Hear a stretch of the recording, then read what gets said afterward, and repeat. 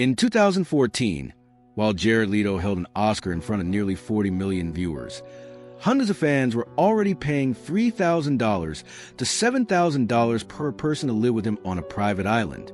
They followed strict schedules, shared rituals. Some stopped calling him an artist and started calling him a guide. This wasn't a cult that appeared overnight. It was psychological control, built slowly through admiration, devotion, and silence. So when fandom becomes obedience, who still has the power to say no? What made the story unsettling wasn't the island itself. It was the structure behind it. Jared Leto didn't invite fans into a concert experience. He invited them into a closed world, a world with its own language, symbols, schedules, and emotional rules. Participants didn't just attend events. They lived together, ate together, woke up together. Days were organized around shared routines designed to erase the outside world. Phones went quiet. Identities softened. Individual lives slowly blurred into a collective rhythm centered on one presence. Nothing was forced. That was the most powerful part. Access felt earned. Proximity felt sacred. The closer someone got, the more meaningful it felt, and the harder it became to step away. 30 Seconds to Mars was no longer just a band. It became identity. Belonging replaced fandom. And Jared Leto stopped being seen as an artist and started being experienced as a source of meaning. There were no commands, no declarations of loyalty, just constant emotional reinforcement. Admiration rewarded, doubt quietly dissolved. This wasn't a moment. It was a process built over years.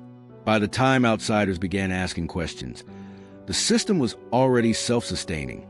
Those inside didn't feel controlled. They felt chosen. And when people believe they have chosen freely, they defend the structure that holds them, even when it begins to take more than it gives. That's what made it dangerous. Not the spectacle, but how normal it felt from the inside. And once a system no longer needs force to survive, it doesn't need to hide either. Long before control became a system, it existed as a need. And for Jared Leto, that need began early, long before fame, long before applause, long before anyone followed his rules. He was born into instability, a childhood defined by constant movement, financial uncertainty, and the absence of permanence. Home was never a fixed place. Routine never lasted long enough to feel safe. Every relocation reset the world around him, forcing adaptation instead of attachment. When nothing stays, the instinct is not to trust. It is to manage. The most formative loss came quietly without spectacle. Jared's father died by suicide while he was still young. There was no explanation that could restore balance, no authority figure left behind to model stability or emotional regulation. The loss didn't explode outward. It settled inward. And inward grief teaches a different lesson. People disappear, structures collapse, and safety is temporary. In that environment, control does not look like domination. It looks like prevention. Jared's mother encouraged creativity as a lifeline. Music, art, and performance became spaces where effort produced predictable results. Practice led to progress. Discipline led to recognition. Unlike life, art followed rules. And for a child raised in chaos, rules feel like shelter. When the world is uncontrollable, the self becomes the only thing left to organize. Performance offers something else as well: visibility. Being seen replaced being held. Applause replaced reassurance. Attention became proof of existence. This wasn't vanity forming. It was structure. On stage or in character, Jared could define who he was, how long he existed in that form, and how others responded. Control over perception became a substitute for emotional safety. As he grew older, intensity hardened into identity. Nothing partial felt enough. Casual belonging felt dangerous. He gravitated toward extremes, emotionally, creatively, physically, because total immersion eliminated uncertainty. If you give everything, you are not left wondering when it will be taken away. Total commitment became protection. This psychological pattern didn't develop as manipulation. It developed as logic. Without a stable male authority figure to inherit structure from, Jared learned to construct authority internally. Leadership was not taught. It was assembled. And when leadership grows out of personal survival rather than shared responsibility, it often fuses with self-worth. Being central doesn't feel optional. It feels necessary. Over time, admiration became more than validation. It became regulation. When others looked to him for direction, meaning, or identity, the chaos of early life felt quieter. The world felt organized. Relationships felt predictable. Control didn't register as power over others. It registered as balance within himself. The absence of resistance felt like harmony, not dominance. By the time fame arrived, the foundation was already set. Success didn't create the desire to shape environments. It simply gave that desire scale. The mechanisms that would later define his world, exclusivity, shared language, emotional alignment, were not inventions of celebrity. They were extensions of a survival strategy built decades earlier. Seen through this lens, the system that formed around Jared Leto wasn't sudden, and it wasn't accidental. It was the external expression of an internal architecture, one designed to keep instability out and certainty in. Control wasn't about others submitting. It was about ensuring that nothing essential could vanish again without explanation. And when safety becomes indistinguishable from influence, how does anyone recognize the moment protection quietly turns into power? The moment of arrival didn't feel like a breakthrough. It felt like confirmation. In 2014, Jared Leto stood on the Oscar stage holding a golden statue for Dallas Buyers Club. The industry didn't just reward performance. It validated a philosophy. Extreme physical transformation was praised as integrity. Suffering was reframed as seriousness. Discipline became moral proof. What once looked excessive was now called depth. That single night rewrote the meaning of everything that came before it. Years of restraint, isolation, and intensity were no longer personal choices. They were publicly endorsed virtues. The message was subtle but absolute. Pain produces truth, and those who endure more deserve to be heard more. When the world echoes the story you built to survive, it stops feeling like belief and starts feeling like destiny. At the same time, 30 Seconds to Mars reached a scale that few bands ever touch. Stadium tours, global reach, a fan base that no longer described itself as an audience, but as echelon. Identity replaced entertainment. Concerts became emotional events where thousands moved in synchrony, voices rising, bodies responding, meaning circulating, all anchored to a single presence at the center. The image aligned perfectly. As an actor, Jared was framed as disciplined, intellectual, uncompromising. As a musician, he was presented as ascetic, visionary, and purposeful. Interviews reinforced the synthesis. He spoke about restraint, self-mastery, intention. Fame in his hands wasn't indulgent. It was responsibility. Control wasn't criticized. It was admired. Scarcity completed the illusion. Access to Jared was limited. Proximity felt earned. Being close was rare, emotionally charged, and deeply meaningful. Distance didn't create suspicion. It created longing. Longing deepened devotion. Without issuing commands or rules, a hierarchy formed naturally, one shaped by admiration rather than force. From the outside, there was nothing to challenge. Awards accumulated. Tours sold out. Fans expressed gratitude, not concern. There were no public meltdowns, no tabloid implosions, no obvious signs of excess. The system appeared healthy because it produced results. Success quieted questions before they could form. This was the most dangerous phase. Not because anything looked wrong, but because everything looked justified. Jared wasn't acting like a tyrant. He was acting like a standard bearer, someone who had suffered, disciplined himself, and emerged with insight. That narrative insulated him. Discomfort could be reframed as misunderstanding. Criticism could be dismissed as resistance to growth. At this height, he was no longer measured by ordinary expectations. Artist, symbol, and guide collapsed into a single figure the world accepted willingly. He was no longer evaluated as a person navigating fame, but as an ideal embodying purpose. Once someone is elevated beyond the human, human limits quietly stop applying. The illusion was complete. Art justified power. Power disguised itself as meaning. Meaning drew people closer, rather than pushing them away. Nothing needed to be hidden because nothing appeared threatening. The system did not rely on secrecy. It relied on coherence. And coherence is persuasive when it rewards both the leader's discipline and the follower's need for belonging. This was a summit, the place where certainty felt absolute and authority felt earned. The moment when questioning seemed unnecessary because everything worked, and when power becomes indistinguishable from purpose. Who is left to notice the moment accountability quietly disappears? The most unsettling part of Jared Leto's story is that nothing ever collapsed in public. There was no implosion, no single headline that forced distance.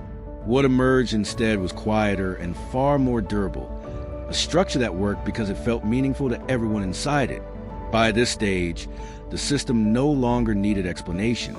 Retreats were framed as experiences, not obligations. Participation was described as empowerment, not submission. People paid willingly, traveled willingly, rearranged their lives willingly. That voluntary nature became the strongest shield against criticism. If everyone chooses to be there, the logic goes, then nothing could be wrong. But choice shaped by emotional gravity rarely remains fully free. At the center, Jared never positioned himself as a ruler. He avoided overt dominance. Instead, he embodied endurance and insight. Authority came from narrative rather than command.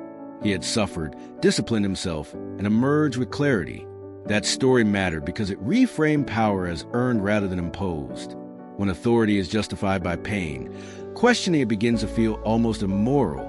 Access became the primary mechanism of influence. Proximity was scarce, selective, emotionally charged. Being close to Jared felt like being closer to meaning itself. Scarcity created hierarchy without decoration. Those inside felt chosen. Those outside felt drawn. Loyalty didn't need to be demanded. It was sustained by the fear of losing something that felt transformative. And when belonging is tied to access, independence erodes quietly. Language did the rest. Ordinary boundaries were replaced by moralized terms. Family, unity, awakening, growth. Doubt wasn't punished. It was reframed as internal resistance. Discomfort wasn't acknowledged as warning.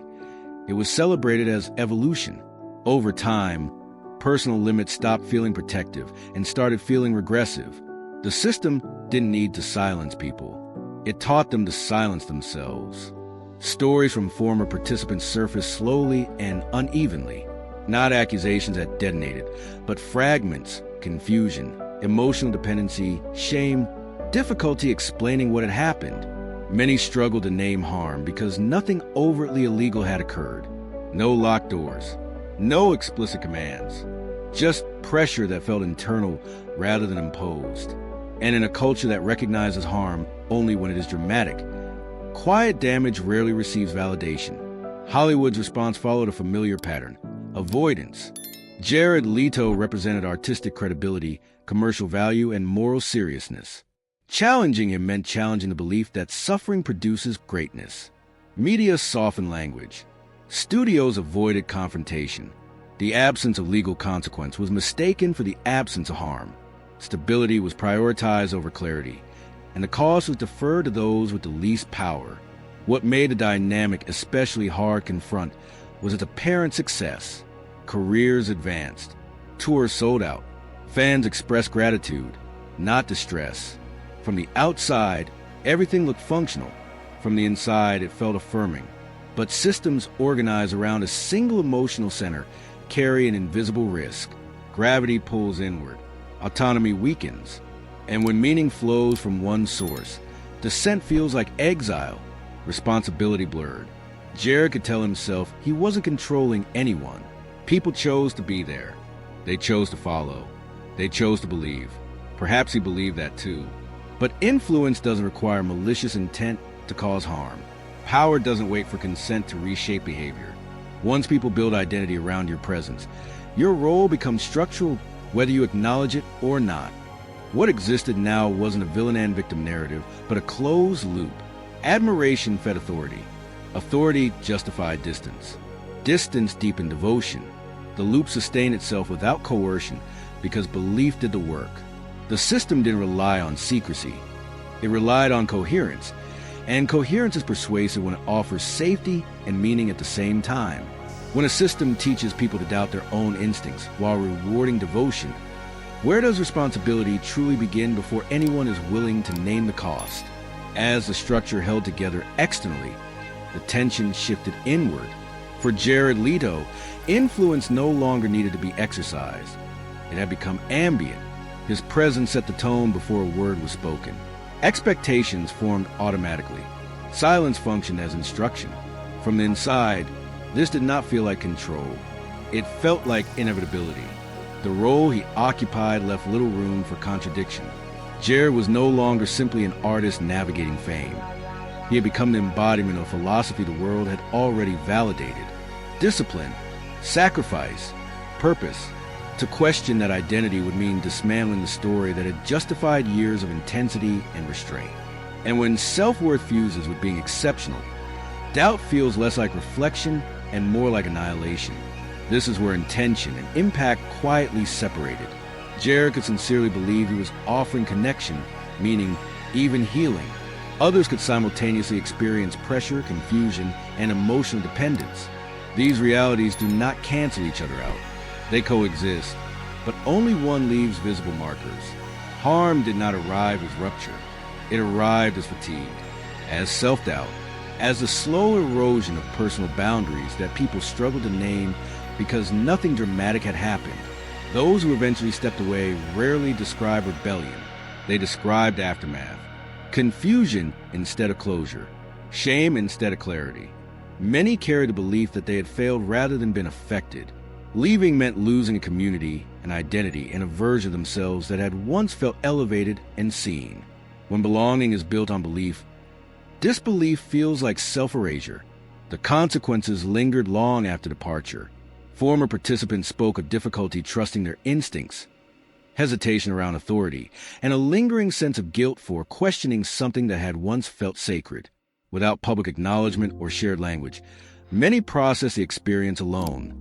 Quiet harm tends to be internalized, and internalized harm reshapes how people relate to power everywhere else in their lives. For Jared, the absence of confrontation reinforced the role. There was no public reckoning to force introspection, no institutional push demanding accountability. Silence protected the narrative. In that vacuum, ambiguity hardened into identity. If no one demanded a reckoning, there was no incentive to step out of the structure that continued to reward him professionally and culturally. Yet power carries a cost even when it is normalized. Being the emotional center of so many lives creates a strain few people are equipped to carry. The pressure to remain composed, enlightened, and ahead of doubt leaves little room for vulnerability. Stepping down would not simply mean relinquishing influence. It would mean facing the old fear of abandonment that control had been built to prevent. Leadership became a defense mechanism rather than a choice. Gradually, distance replaced engagement. Jared spoke less, explained less, allowed mystique to do the work that dialogue once might have done. Ambiguity became armor. If nothing was clearly defined, nothing could be clearly confronted. The mythology remained intact not because it was defended aggressively, but because it was never directly addressed.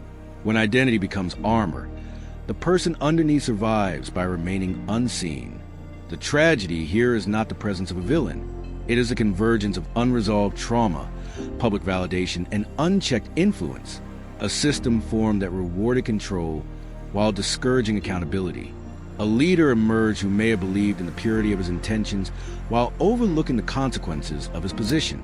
And a community formed that found meaning while quietly paying a price it could not easily articulate. This collapse left no crater. It left residue. In people relearning trust in themselves. In questions that never received answers.